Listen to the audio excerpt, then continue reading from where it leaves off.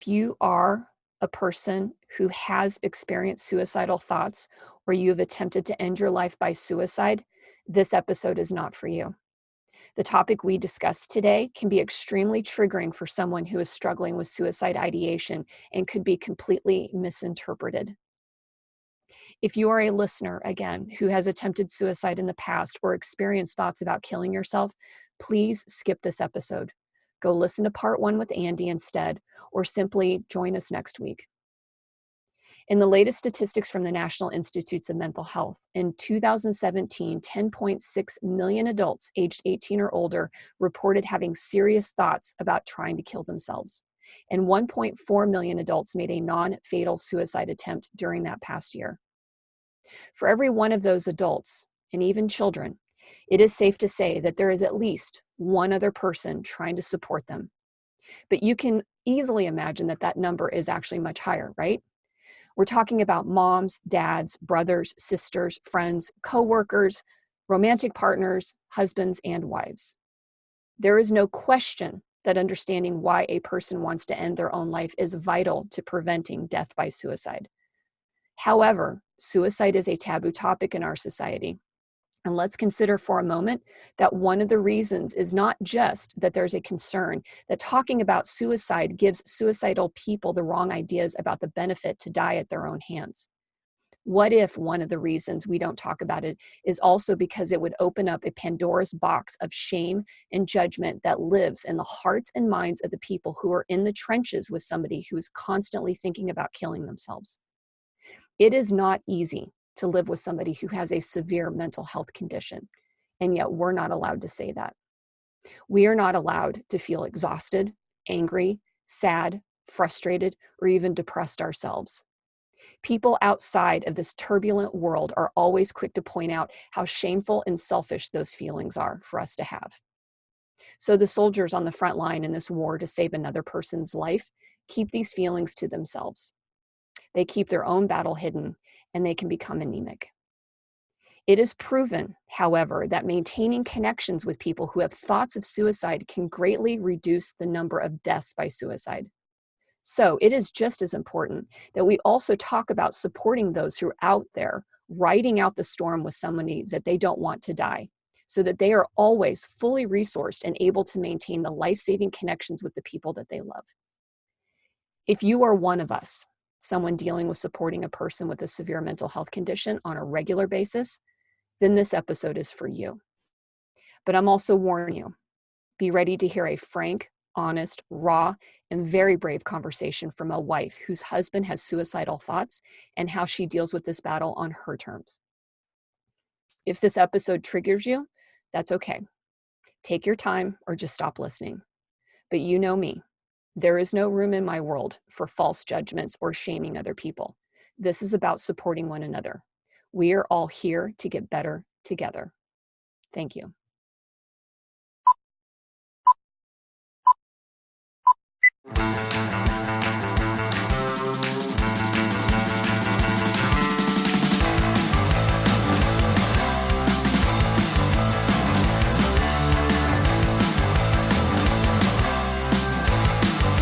Welcome to One Broken Mom, a podcast dedicated to raising awareness of mental health, parenting, and self-improvement. I am the host, Ami Quiriconi. One Broken Mom is not a family show. It is meant for adults and contains sometimes adult language. The topics I cover can be serious and unsettling to people. However, I do have a sense of humor laced with a little bit of a punk rock attitude. So if you're interested in real talks about real stuff by real people so that we can all get better together, well, then you're in the right place, and so welcome.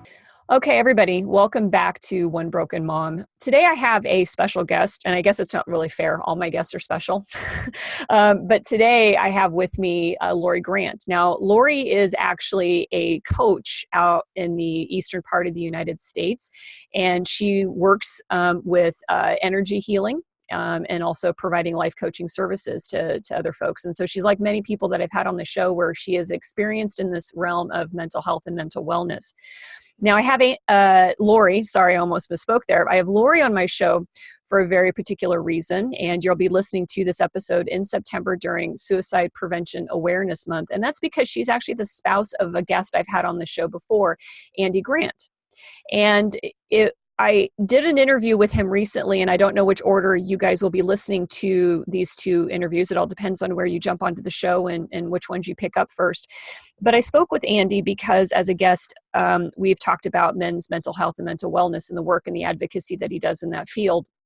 But Andy had experienced a moment this past year in 2019 where he kind of just dropped off the radar for a bit. I was used to being able to see posts that he was doing daily about, his daily affirmations and his dialogue that he was sharing with his community of men and people that are concerned about men's mental health. And then it was like he wasn't there for a while. And when Andy reappeared back on the scene, and I believe it was early July of this year, he came clean with what had been going on, and that is that he had found himself in a very severe state of depression again, and was back into, we'll call them the old ways of having these deeply dark and hostile suicidal thoughts. And one of the first people I reached out to after I saw Andy's video was actually Lori, his wife. Having experienced this myself with having family members and people that I've known that have battled this, and it is a battle. It's really deeply, oh my God. I mean, I take a deep breath. It's a scary place to be. And so I wanted Lori to come on today to talk about this, because sometimes when we are in these situations with people that we care about, our our inclination is to do whatever it takes to save this other person's life. And there's a huge amount of stress and fear. I think fear is one of the biggest feelings that I've personally experienced in this is, oh my God, am I doing enough? And oh my God, can I do something about this? And while you're working to save another person, you yourself are under this hyper aroused state of stress. And it's a challenge. And so having Lori here today is to talk about what it's like, because Lori's life has evolved with this and she has grown from it. And she has a lot of really good insights to share with us. And I'm hoping that for any of you out there that are listening that have dealt with this or are presently dealing with this, that there's something that can be taken from our conversation today. So Lori, your time with me today, I'm extremely grateful. So welcome to One Broken Mom. Thanks. It's very good to be here. So tell me a little bit about how you and Andy met. So we met, one of my friends, my childhood friends, actually, that I've known her for, since I was like 8, was going out with one of his childhood friends. And she thought we would be a good fit. So she introduced us. And here we are. And so how long ago, how long have you guys been in a relationship together now? So we'll be married 22 years this year, and we were together 2 years before we got married. Okay, so you've got a lot of time together, and a lot of history there between the two of you. Yeah. Now, did you know? Because I know we've talked with Andy and I have talked on the show. He shared his his personal experiences all the way back to his childhood and stuff like that. Is that something that he jumped out and kind of like laid on the table right away with you, or was this this knowledge of his his chronic depression? No, he shared it right away. I should say, no, within 2 weeks, I knew. Okay. That's still pretty early in a relationship, though. Yeah, we sort of knew it was pretty serious pretty fast. So, but he told me, within 2 weeks. I mean, I had an idea, but I shouldn't say that. I had no idea. My friend kept saying to me, he's so nice. He's so sensitive. He's really emotional. He's so sweet. And I those are all code words, by the way, just in case anyone ever says that to you. What I highly recommend: run for the hills. Well, and so when you learned this about him, when he started to, kind of like lay it out there and let you know what was going on, what was your initial thoughts about that? I was completely naive, and I was like, oh, I can handle it. I just was like, no big deal. I'm like, yeah, we'll get through it. Mm-hmm. There was just not. First, I had never been in a relationship.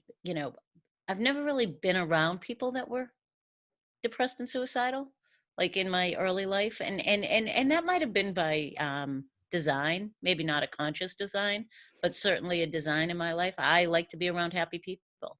So if somebody was down in the dumps, it wasn't something I was going to go focus on. Mm-hmm. So I think for most of my life, I wasn't around that, and I didn't deal with it. So when he came into the picture, that that shifted Mm. rather quickly, actually. Well, and so, having spoken with Andy several times, and I know this seems really weird for people that are sitting here that we're talking about him, like he knows. Yeah, But we're trying to talk about how we perceive other people. And so, fortunately, we're going to throw Andy's name in here. But, like, when right, I speak with Andy, he's got an infectious smile. Depression he doesn't look like the face of depression, right? right. And so was he like that? And was there some sense of disbelief that, maybe the depression's not that bad? Because here's this guy that smiles and, is very open and communicative. I mean, and again, I have limited experiences versus your 22 years of experience with him. So he was not, when I first met him, he was not depressed at all. He was in a very good place. So, you know, it's like, I have a weight issue, right?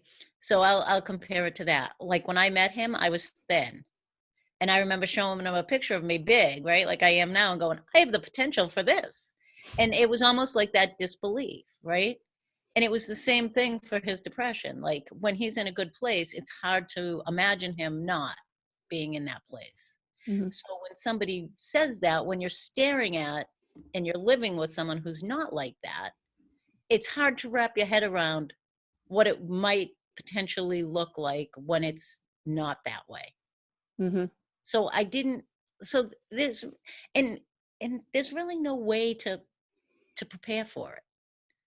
Like there isn't. Like, like you can read all the books in the world, but when you're living it, it you just throw the friggin' books away, because all they're going to do is make you feel like crap. Hmm. That would be my biggest recommendation. like they're going to tell you, oh, you have to do this, you have to do this. Well, you know what, when you're in it, you friggin' it's like being in a boat that's leaking water. What you're doing is you're friggin' bailing. You're not like going, oh, how do I patch the hole? You're friggin' like you're bailing the water out so you don't friggin' drown. Hmm. And that is what you're doing during that time. Hmm. I So that's like I've never used that analogy before. I don't know where it came from. it's inspired. How long into your relationship before you finally this darker side, the depression parts of Andy began to reveal themselves to you and became a part of your relationship? Less than less than 8 months. Wow. Pretty quick. And was there a trigger or anything that you know of at that time? Oh yeah, we moved in together. So it was like the 6-month mark. Maybe even less. We moved in together in like March. We met in October, we moved in March. So he moved across the state. He switched jobs, and yeah, so that's a lot of upheaval. Hmm. And he was doing contracting work and it wasn't steady. And he was definitely agitated about it. And it was just, yep, it went downhill very, very fast. And did you at this time, were you trained in any type of field of mental health or anything like this at this point? No. Okay. Not a drop, not Okay. a single one. So here it is the first time. The depression that you're like, I can totally handle it is now full force in your face. So what did you start to do at this point? Um, God, it was so long ago. Well, I did the totally rational thing. I called up his mother and said, "What the fuck did you do to him?" So that went over really well. Yeah. so so like he had a lot of childhood stuff. And so I was I am I am a big believer, and I'm not blaming parents or any of that crap. But I say that now outside of the situation, but when I'm in it, I really can't deal with this. I couldn't deal with his parents, either of them. And that's still pretty much true to this day. When he struggles, I don't like, his dad passed a little while ago, so I don't want to deal with his mother. I don't want to hear about her stress around it. Like, I just don't care. Like, I'm focused on what I have to do. And so the last thing I want to do is deal with trying to calm somebody else down about his behavior. Hmm. So I'm definitely I'm like, no, Because she's always like, "You can call me," and I'm like, "No, no, I don't."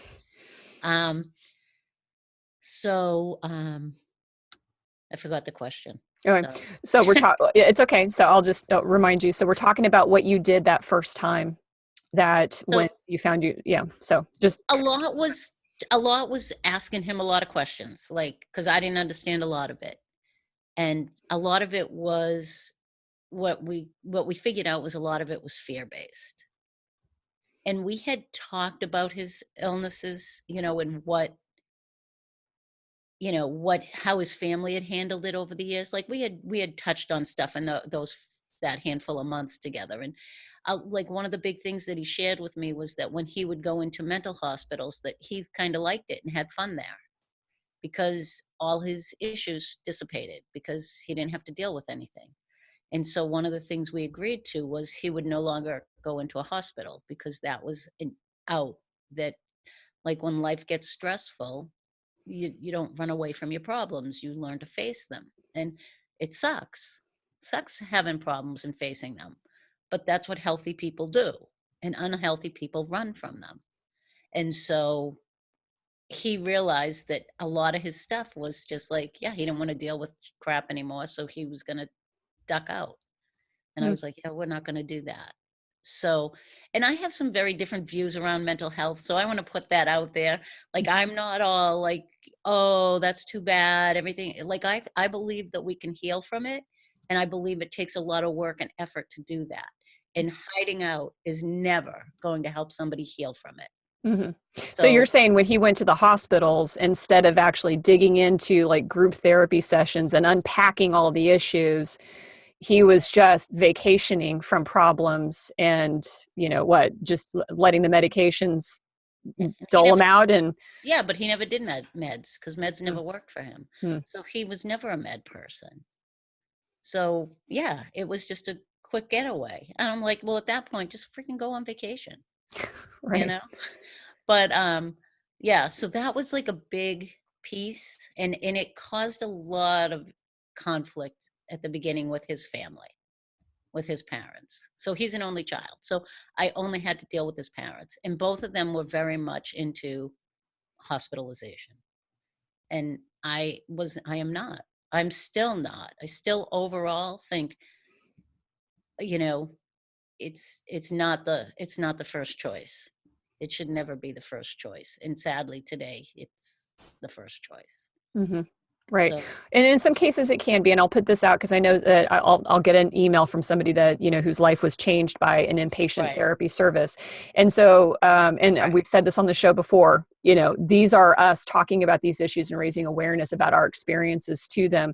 But, to your point, I think that some people use it as the easy answer, thinking that all inpatient services are the definite, like that's where we go when it gets really difficult, because addressing mental health issues is really hard.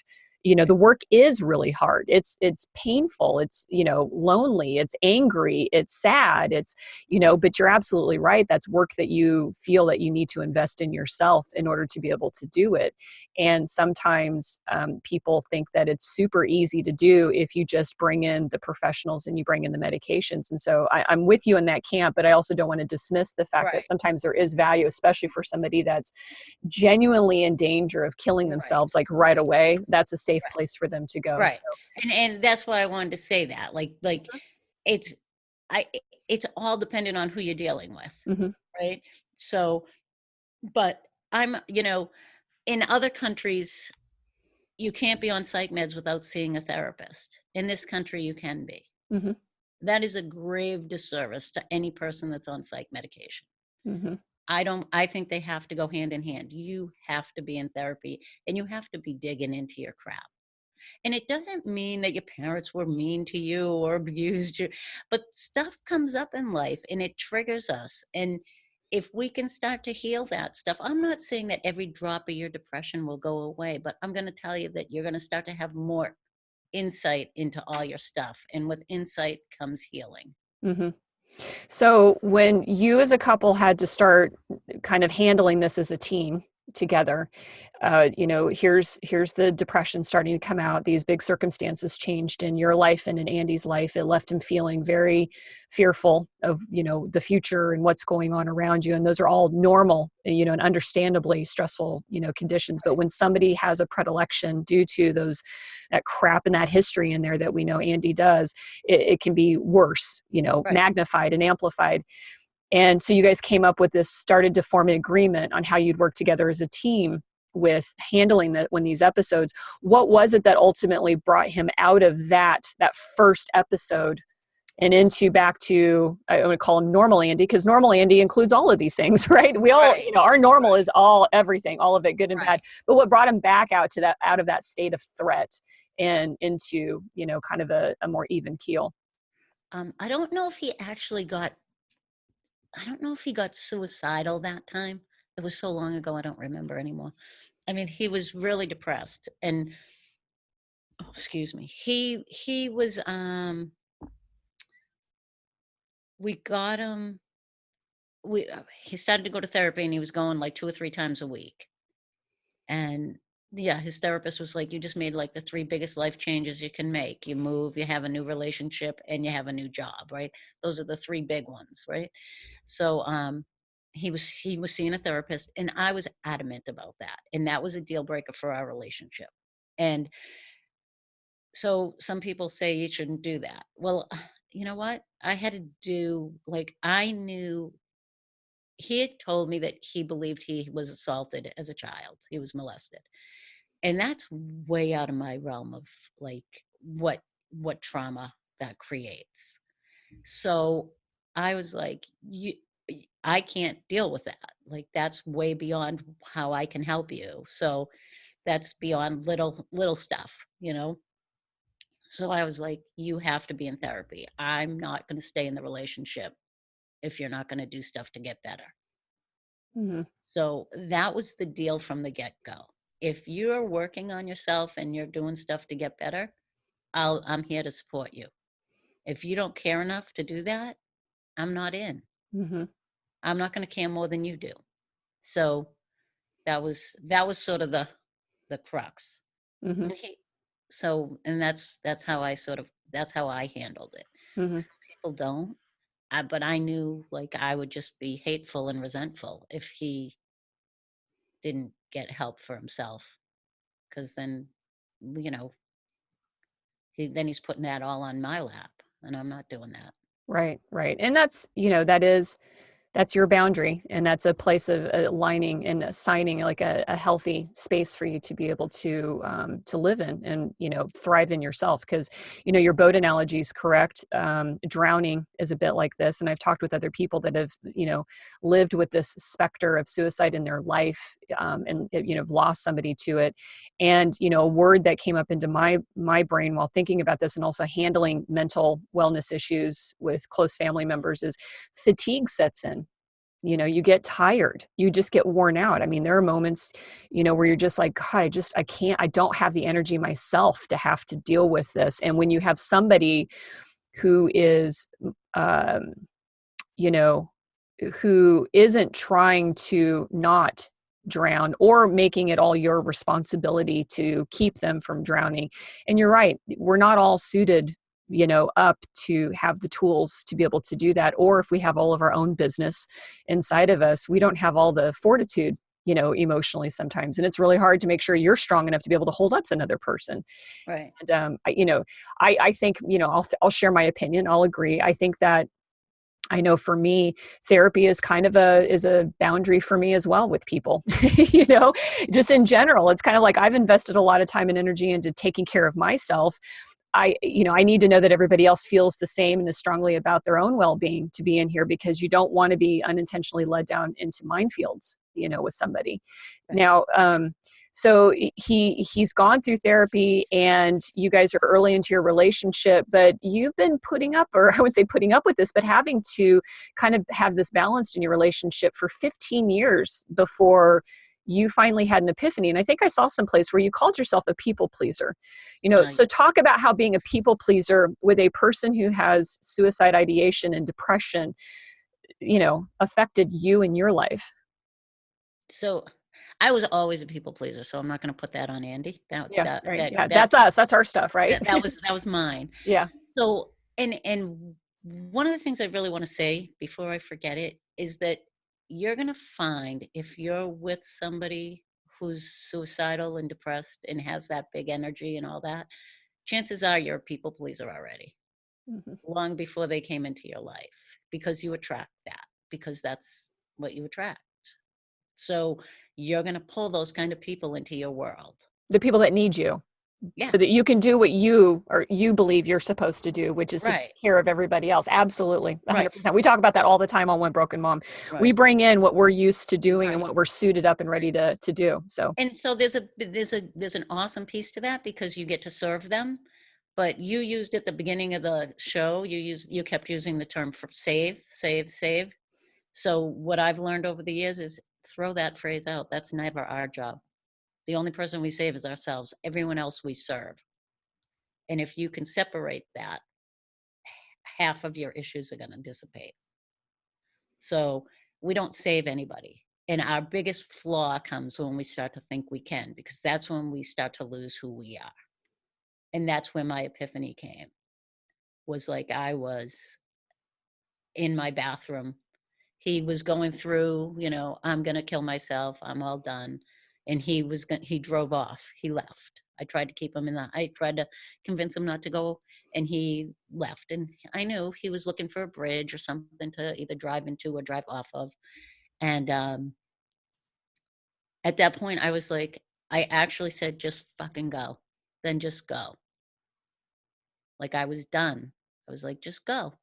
If that's what you want to do, I'm not stopping you anymore. Just go. And he left. And that might not might not be like the best thing to do in life, okay? But again, we're all where we are, right? Like, we're human, and you have to work through the guilt and the shame that comes with not being able to handle it. And I went into my bathroom, and I remember putting my head in the towel and just screaming, how the fuck is this my life? Like, it was the only time, I think, in my whole life I wanted to run away. I wanted to get in my car and just never come back. And so I reached out to some of his friends, and I was like, call him. He's off. He wants to die. I can't do it anymore. So I had never done that before. Um, and as you can tell, it's still not an easy thing to own that you can't surf and save people. And that was when I realized it, and it was heartbreaking. It shifted me forever, because I always thought that was my role. And so it was like, I'm a horrible wife, I'm a horrible person. All that came up. So um I thought I had like healed, because I reached out to people for the first time and asked them for help. And then like a year later, I was struggling terribly around it. And I realized I was getting coached, and I was getting some healings around stuff.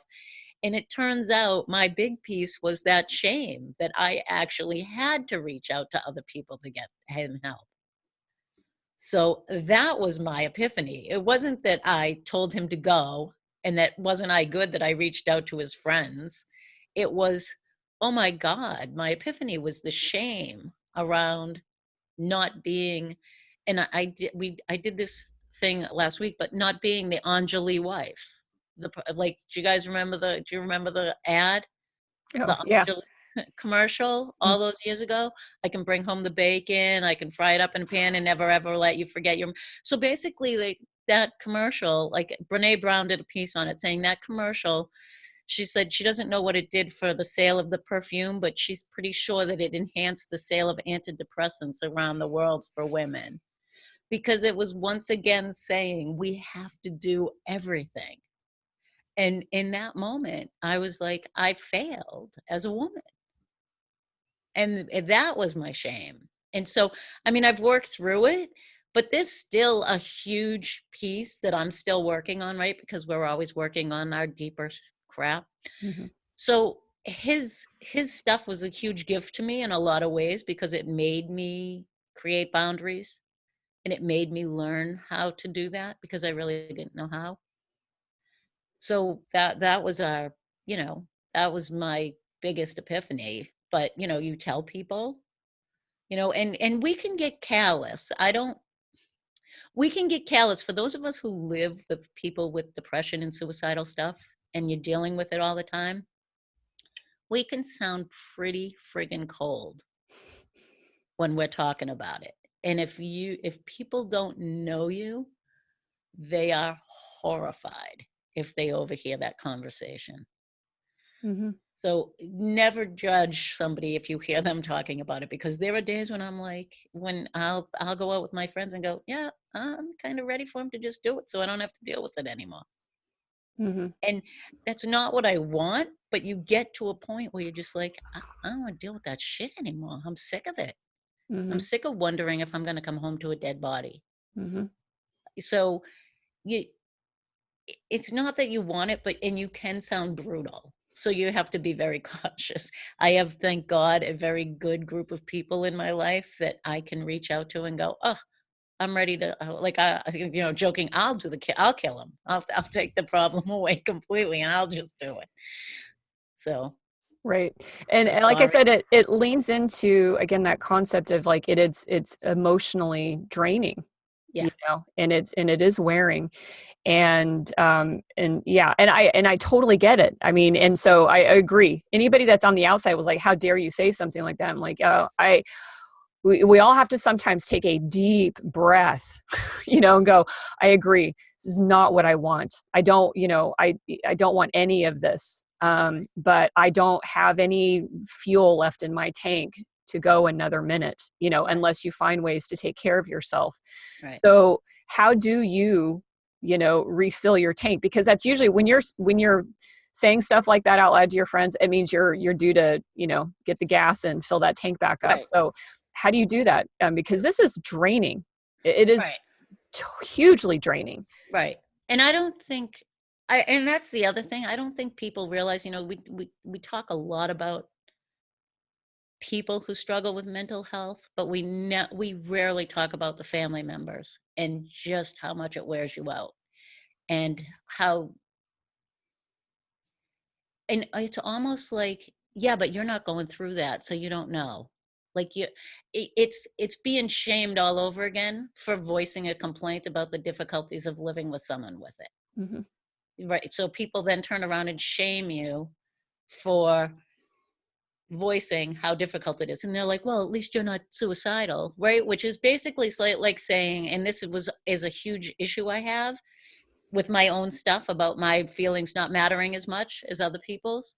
So of course I married someone who was suicidal because it fit right into my, like, fitting into my, like, oh, then my feelings don't really matter anyway. So, like, it was a perfect match. um so, but what it does is it says, shut up, you don't have a right to complain about it because you don't want to die. So you negate all the stuff that the family person is going through. And I've seen it, I've witnessed it, I've seen people who are depressed even say it. Well, it's not, so you don't want to die, so how bad can it be? Mhm. And you're just like, are you friggin' kidding me? And what are you going to respond? How do you respond to that? Mhm. Like, there's not really a good answer for that, right? Like, oh, thanks. Okay, I'm completely irrelevant. I get it now. But so what I do usually is I get together with my friends. Like, I make a point of getting together.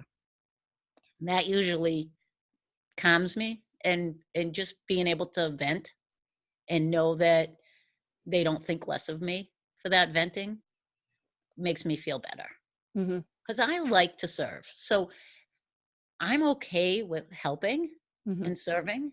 I just have to make sure that the person on the other end is okay with doing their share. Right. So this round with Andy was a little more difficult than usual, um, because he didn't want to do anything to feel better. Mhm. And that's when I lose it. So like, I don't mind people being, and I know that sounds weird, I don't mind people being depressed, but I can deal with people being depressed if they're taking action to shift. Mhm. If Right. they're doing nothing and they tell me they don't want to do anything, it's much more difficult for me, because it goes back to what I said at the beginning. If you're not going to help yourself, I can't make anybody do something they don't want to do. Mhm. Yeah. So if you're not going to help yourself, why would I? Why would I? Right. And that's probably one of the, biggest challenges that, I see and hear, I've experienced and felt, especially when we have been groomed through, childhood to have to serve somebody else's needs instead of our own, when we weren't really parented in the way we were supposed to have been parented, but yet made responsible or discovered we had some responsibility or we had power. It was one of the things that for me was realizing or, thinking, that I had an ability to shift and, other people around me, when I really didn't. But it is to get over this idea that a boundary is unhealthy and a boundary is a bad thing, Right. that or and I would say in partnership with that idea, like you've said, which is that we actually can save a person. Because how many times have we heard spouses or family members talk about how they did everything, and despite everything they invested and everything they thought they were putting into this other person still made a choice to die by suicide, you know and then the grief that goes along with that, they just didn't do enough. But ultimately, you that person still ultimately makes a choice. Is it a sad choice? 100% it's a sad choice. Is it sad to think that they didn't have any other tools or resources or anything left in them to be able to do something different? Right. Absolutely. But just like when we deal with all mental wellness issues and mental illness issues, like you said, if my person or friend over here, I think would benefit from therapy because it would improve their life in XYZ ways, but they refuse to go, I can't keep harping on them to change Right. their mind or convince them to do otherwise. You can't force epiphanies onto everybody else. They Right. just happen. Our brain, brings them to our own awareness. And, it's kind of, it is kind of depressing in itself, that we want to be able to do that for somebody and find ourselves unable. Ultimately, it's not in our power to do anything. Right. When Andy's, kind of like disappearing act here earlier this year started to happen, did you see it coming? Did you know it was happening? Or did it creep slowly, or did it happen all at once No, for you? this one manifested pretty fast this time around. Usually I can see it, and we can get it halted pretty quick. Um, we have there's red flags, and so I'm pretty in tune with them over the years. This one, we came back from vacation, and almost in, I would say within a week after we got back from vacation, he was in full groove. So I'm not sure what really happened this time around, but it was fast and furious. So and that was like a little startling, because it was very different from how it's been over the years.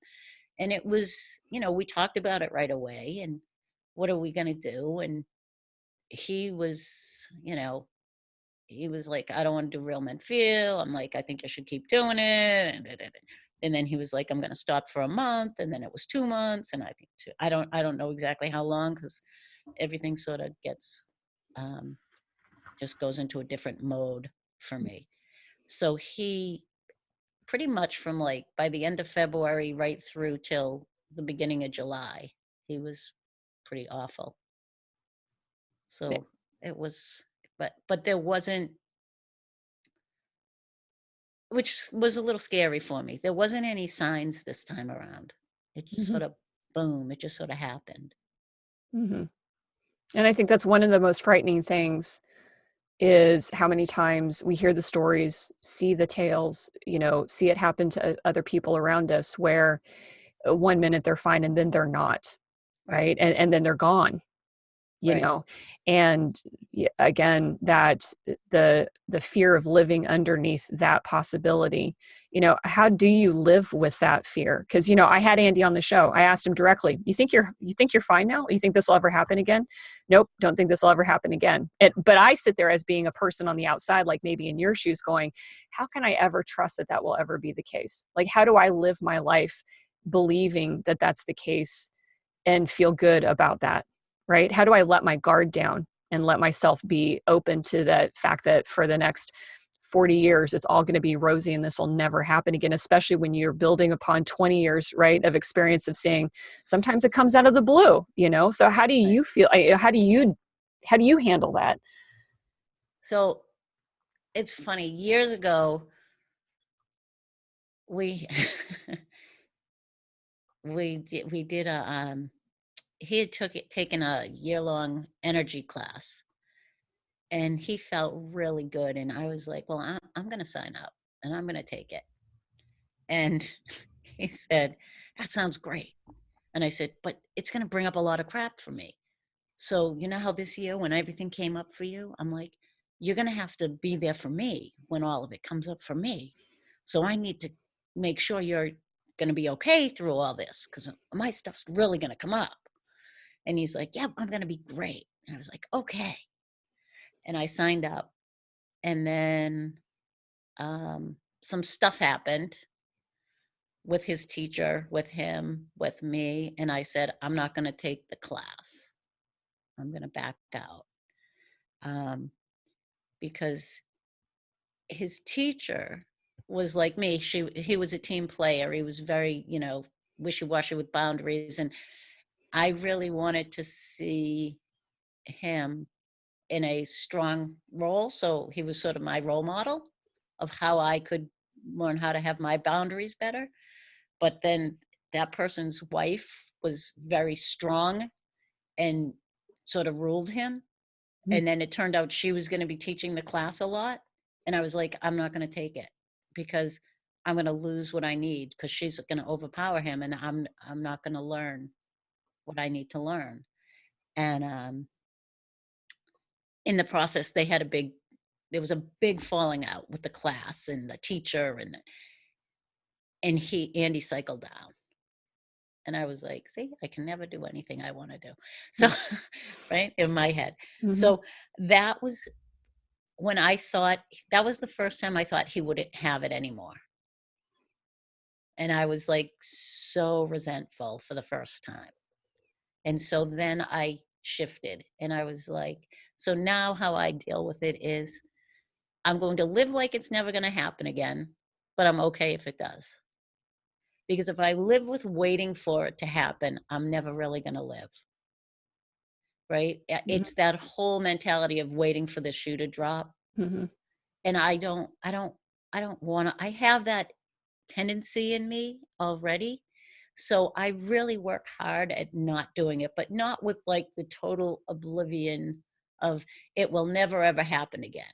But mhm, it's just like I'm going to enjoy life as much as I can, as while I can, while everything is good, and I'm going to live like it's not going to happen again. But if it does, I'm okay with that too.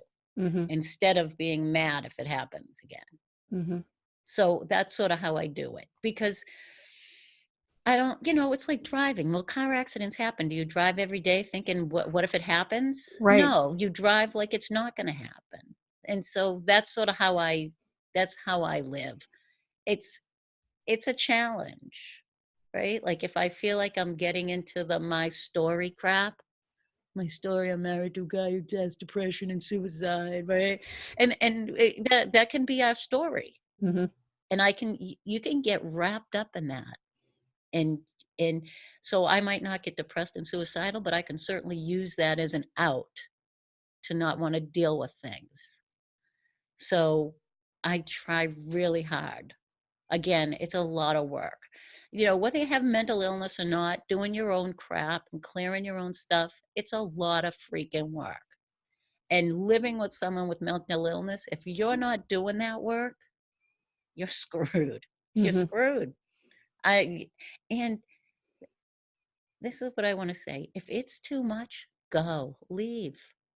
don't stay. You're not doing yourself or them any favors. Like, you're not the worst person in the world if you say, this is way too much for me and I don't want to do it. Hmm. Because, I'm glad you said that, because I think a lot of people feel, again, a stigma or a shame of not, not finding, not being honest with themselves to say, I don't have the tools for this. right, I can't do this. And then there's this whole, I don't want to do this. right. And there's nothing wrong with saying that. I But think people, that, if somebody says that out loud, how many other people are going to go, wow, what a piece of shit human being you must be to not want to, of course we don't want people dying.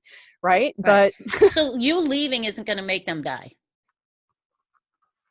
That is some kick-ass guilt that other people will throw at you because they don't have the balls to stay and deal with it either. It's always someone on the outside looking in going, what? How could you leave? Like, it's like, well, where the hell are you? Are you living it 24/7? Then shut the F up. Because, like, the last thing I need is somebody who's not living it to tell someone who's in it that they need to stay in it. Mhm. Like, that's some balls. Like, you come do it. And then when after months and years, you tell someone that they don't have a right to say, I'm all done. Like, I'm like that, like, I get infuriated because, like, even when I was working and I was running groups at a outpatient program for mental health, and I would tell them, they'd be like, people don't stay. And I'm like, are you doing anything to make them? And they'd be like, what? I'm like, what are you doing to help yourself heal that would make them want to stick around? And they're like, what are you talking about? I'm like, do you wait till you're suicidal to get help? Are you going for help all the rest of the time when you're in a pretty good place? Well, no. And I'm like, well, why should they stick around? I'm like, do you think it's easy? And they're like, no. I'm like, well, why do you assume that somebody would do that? Like, so it was always this challenge with them. Like, um, you're a lot of work. I think you're worth it. But if you don't think you're worth it, how much do you think I should do?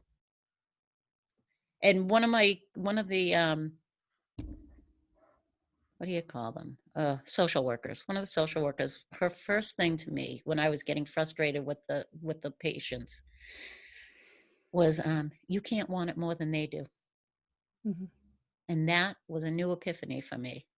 And I was like, oh, well, that is everything. I mean, you can put that with addicts, right? Like, if Mhm. you're friends with an alcoholic and you want them to quit drinking, but they don't want to, you can't want it more than them. You can't do stuff to make them stop drinking. So if you equate mental illness like you do with alcoholism, you will, and read, I highly recommend, and I can't remember it, Melody Beattie's book. Oh, yeah. Well, she wrote Um, about codependency. Codependent, right. She's the one that Codependent, actually, no, yeah, Codependent No More. no more. Yeah. Replace alcoholism with mental illness, and you will have that book perfect for people who take care of people and live with people with mental illness. Hmm. Yeah. But that's that's the challenge. Stop trying to save them all the time. Hmm. Yep. And your analogy to driving in a car, that's absolutely true. You do have to, there are no guarantees. I've said that many times too. Like, we aren't immortal. you Right. know, Death is coming for all of us at some Right. point in time. And you're right. We don't wake up every day under normal circumstances, fearing, what's next, and not doing, some people choose not to do certain activities because they're dangerous activities, whatever it is. But yeah, the key is to wake up every day, one day at a time, and roll with the day that you have, and do the best that you can with that day and with the people that you have around you and stuff. Right. So, when somebody's in your life that has that tendency, every day that you get, is important. So now you do coaching services and the energy healing work and stuff like that. Do you work with a lot of other spouses that No, are in similar situations? No? no. And I'll tell you why. Because that's who I wanted to work with. Hmm. Like, my goal was to work with family members. Hmm. So what I learned when after failing miserably at having clients, was that people like me don't reach out for coaches. Right. That's the irony, right? Because we know how to do it all ourselves. Because we're not worthy of Mm. taking the time or the money That to one. heal ourselves. Our job is to take care of other people. Mm. So the people that I want to help the most are the people that rarely come for help. Hmm. So it's been an interesting challenge. So I've worked with a lot of people with mental health stuff, um, and it's more of a challenge. I mean, it's very, very rewarding, but I would like to work with the people who, the people pleasers, but the people pleasers of the world won't pay or reach out for help. Hmm. I mean, they have to be at a point, sadly, they have to be sort of like at their wits' end before Hmm. they reach out. And then it's usually temporary. Hmm. So I'll get somebody for like 2 or 3 months, and then they're like, okay, I'm good, thanks. And Hmm. they're back to that thing. So it's kind of, I mean, it's funny, but it's not. Hmm. But I mean, it just is what it is. The people that I want to help the most are the least likely to come forward. Right. And you can't want them more than they do, right? Right. Right. So Right. it's like, because somebody, like, I hired a business coach, and she was like, that's not, she's like, you have to figure out how to get to them. And I'm like, no, like, not just like, because she's not like that. And I was like, you have no idea. Like, I'm not going to get to them. Hmm. And she's like, no, you can. I'm like, no. Oh, they'll tell me that Hmm. I'm exactly what they need, but they'll never actually hire me. Hmm. I said, but they'll tell me a million times that I'm the person they need, but they won't actually hire me. Yep. And she was like, I don't understand how you can be so kind. I'm like, it just is. I said, when I do finally when I get people, it's amazing. And the shifts are amazing, but they're few and far between, because they literally have to be at their wits' end before they'll do anything.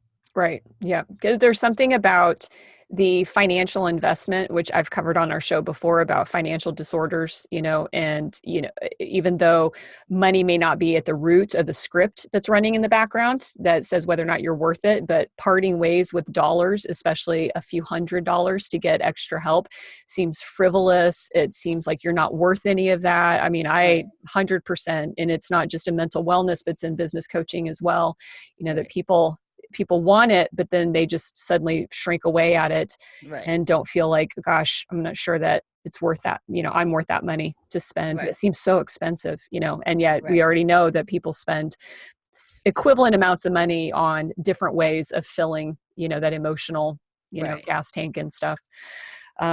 Well, it's a challenge, I'm sure. The other thing when you were talking about the wanting it more too, the analogy that popped in my head was, and this is one of the choices that I made many years ago, even before I started going down through therapy, which is, I just got tired of having people in my life that constantly stuck their hand in the meat grinder and then wanted me to fix it for them.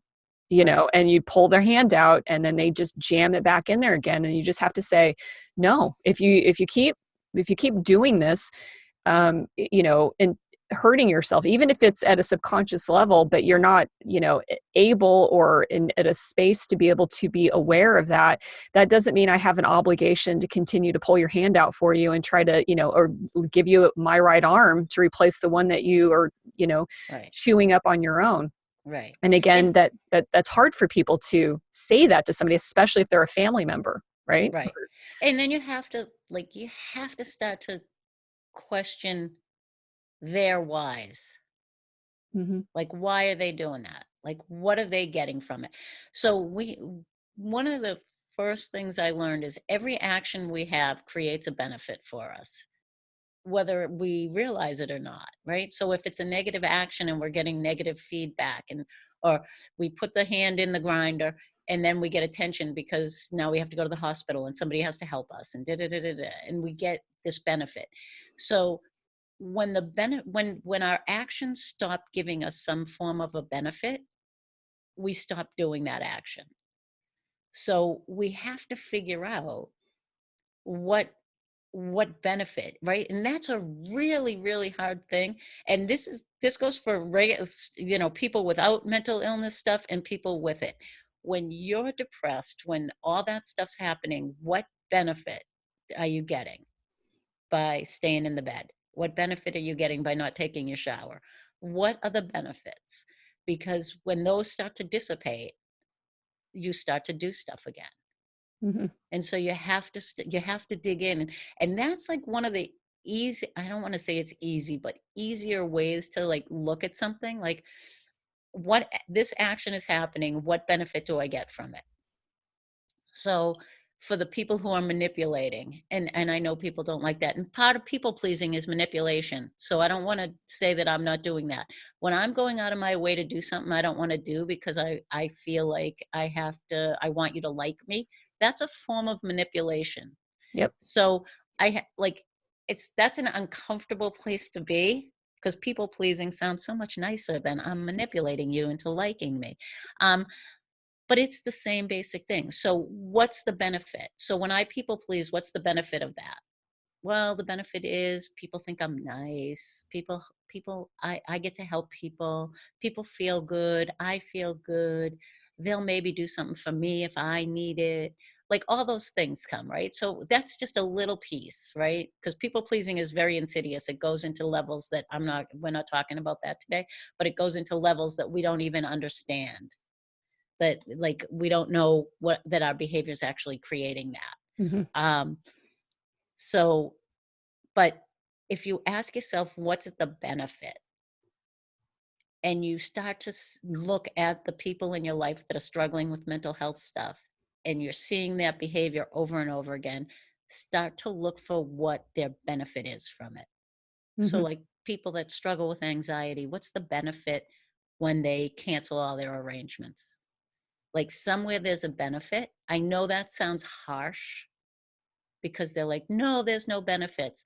But I've worked with enough people over the years to have them tell me that they've used their anxiety to get out of stuff they don't want to do. Mhm. So that's a benefit. I got to tell you, if you ask Andy about funerals, he will tell you that he did not have to go to funerals in our relationship for years and years and years, because he would use that as an out. He would say he was afraid it would spiral him into depression. So I would never make him go. Turns out that was not true. He just didn't like to go to funerals. And I was like, well, who the fuck does? Right. I'm like, but sometimes you just have to go. So that's what I mean about benefits. Like there are things that they will use to get what they want. And it's our job as their partners, as their parents, as their family members, as their friends, to not enable them. Mhm. And that is a hard thing to do. This is a fine line between taking care of them and loving them and not enabling. Mhm. This is a challenging situation to be in, no doubt, from this point forward, from everything that you've already been through. What is the thing? And I know there's no magic bullet to any of this, but if we're leaving listeners with that are in the same situation as you, with what's the first step they should start to do in order to improve their well-being if they happen to be in a similar circumstance, where do they begin, in your opinion? Their happiness is not your job. Just kind of like print that on a piece of paper, tack it up on the wall, Yeah. and look at it every day. Remind yourself every single day. Your happiness is your job. Their happiness is theirs. I'm not saying you don't support them. Listen, I've been with somebody for 24 years, almost 24 years. Very, very supportive. Love him. Don't Can't imagine my life without him. Not, you know what I mean? Mhm. I support him through it all. I don't save him through it all. I don't think anymore. Well, sometimes I don't think I'm failing if he's not happy. Now, for women, that's a whole new challenge. Mhm. Like, forget about the mental health thing. That's a challenge just in day to day life. Mhm. When you throw in the mental health piece, you add in just another complexity of how we were raised and how we were told that it was our job as wives, that our husbands, what are we supposed to do to keep them happy? Mhm. Right? Like it was all on us and they had no responsibility for it. So, and from husbands, you have the same thing. It's a little different because you don't have the whole life of that's your role, is Mhm. to keep your partner happy. I mean, it is on some levels, but it's different. It's not the Right. emotional thing. And I'm saying that as a generalization. Oh, yeah, yeah, for I'm sure. not saying that as a, but so the biggest challenge is reminding yourself every single day that it's their job to keep themselves happy, and it's your job. And I'll say this: it's your job to support them in that. Mhm, It's not your job to create it for them. mhm, And you can get very sick of throwing out different ideas to make them want to do things because they are the listen. People are great yeah butters, right? mhm, Honey, why don't we try this? Why don't you try this? Yeah, but I can't. Yeah, but yeah, but, and so and you can have a sense of humor about it. Oh my God.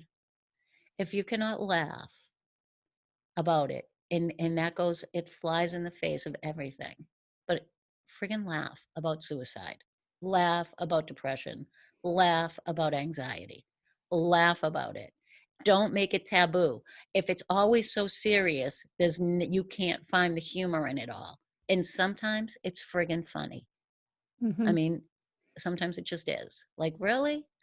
Like, really? You're gonna try and find a tree branch out in the yard to try and hang yourself from? Really? That's how you want me to come home and find you?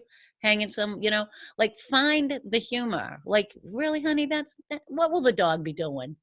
Will the dog be running around flipping out? Like, try and find the humor. Even in it's dark humor, but it's humor. And if you can laugh, laughter heals a lot of things. mhm. So you try and find the humor in it, you Yeah, know? I getcha. Yeah, And and then I've seen other, I work through other platforms related to mental health and also physical health, and in those advocacy platforms, they actually do talk about an integration of humor into it, because you know what, honestly, that feeling that you get through your body and your chest when it's the positive chemicals that come from that experiences are healing in themselves. And like you're saying, like, there's a time and a place to be funny about it and to not be teasing somebody. Teasing is not humor. that's different. That is Right, totally different. right, And so we're not advocating teasing anybody for that, like, at all. And if you can't understand the difference, I don't think you're listening to the show. right, But I agree that you have to be able to break that. And thank you for talking and bringing that up on this, because you're right. The reason why I want to talk about suicide and preventing suicide as much is because it is a taboo topic. People don't talk about it enough. They don't share honest and raw feelings like you did, out of fear of having somebody call them, despicable or terrible or whatever, or the idea that, again, talking about it causes more people to run off and kill themselves, or just this is so big and it's so heavy, I don't even know how to open up that first page and begin. right, So I don't say anything about it because I'm afraid of what the pages in this book are going to tell me, right, about what's going to happen, and everything. And so right. I do appreciate you spending an hour with me, today, to actually talk about this, and to bring awareness to it and to your position, with it, with having somebody very close to you do it. So thank you so much, Lori. Oh, it's my pleasure. And remember, never call your mother-in-law and say, "What the fuck did you do to him?" I'm not recommending that. See, you guys, that's humor. That's how that works.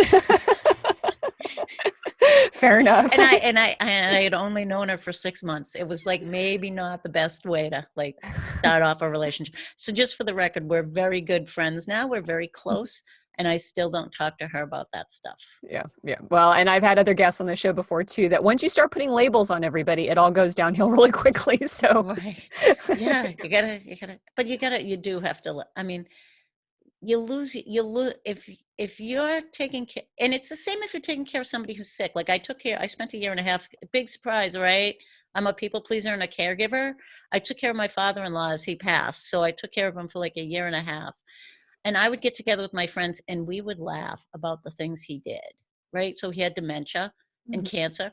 And it doesn't mean I didn't care about him, but you have to let that stuff out. And in doing it in a humorous, loving way with friends and not like ripping into him, that's healing for me anyway. So Mhm. some people are like, "Oh, are you taking a hot bath?" I'm like, "Well, a hot bath is not freaking serving me on any level. I don't like baths that much. So me taking a salt bath isn't like that's not self-care for me. That's like more like self-torture.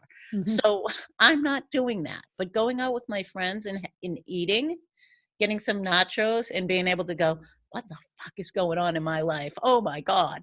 Mhm. That is self care for me. Mhm. So you find what works for you. Don't listen to all the books about self care being go for a long, take a bath, get some quiet time. That's not what rejuvenates me at all.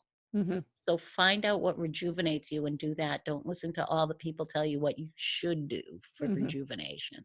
Right, and not let them shame you into not honoring who you are and what you Right. need and stuff. Absolutely. Right, because that's a big challenge today. Because everything is self-care today. Mhm. Yep. Yep. Sometimes I'm just like, "Throw that shit out." Cool. Well, I think that's a good point to end on the interview today. So thank you for throwing that out there because I think that's probably one of the most important things is to figure out what it is that you're going to need to, refill. And that's what it is when you're used to running on a low tank or fumes for most of your life because you've been giving fuel to everybody else around you, learning how to get that tank full again and again so that you're resourced for yourself but also and once you're resourced for yourself then there's the capacity to be able to, like you said, serve, not save the people that you have around you that you love. So again, thank you so much for this. So again, Lori, it was a pleasure. Like I said, I appreciate meeting you. I'm not going to lie; it'd be nicer to meet you under different circumstances. But again, I value your transparency and your honesty and your candor and your bravery for being able to talk with me about this today. So thank you. Thank you. It was my pleasure. Cool. I